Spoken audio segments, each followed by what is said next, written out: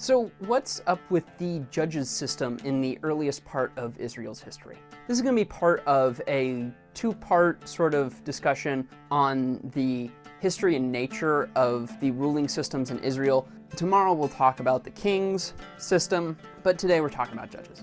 So the judges system, from what I can find, was established because of Israel's need for leaders after the time of Joshua. These judges aren't quite like the judges that you would expect in a legal court sense. These are not people who are distinctly brought up to decide things for legal sake, but rather these are military leaders and spiritual leaders who help Israel through a rough time. What's really important to note about judges, though, is that this is not a very encouraging tale.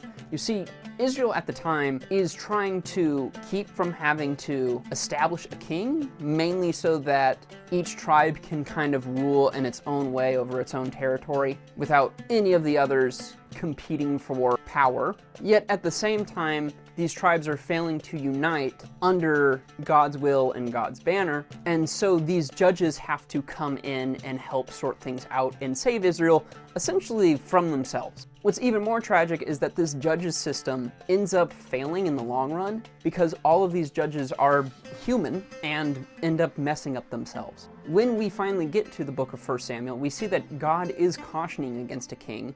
It's not a system that he necessarily likes, but at the same time, if Israel will not unite under God as king, and these judges can't get them to see and understand that they need to unite under God as king, then what better system is there than to appoint a king, which is where we'll pick up in part 2. If you have any more information on the judges system in Israel, please let me know. This is something that I am just kind of starting to dig into. It's really interesting, and I'm not finding a ton of resources on it, so I'm always happy to learn more. But as far as what I can read from the Bible, this is what I see, and so let me know if you have any comments or questions. But take care, and I'll see you tomorrow.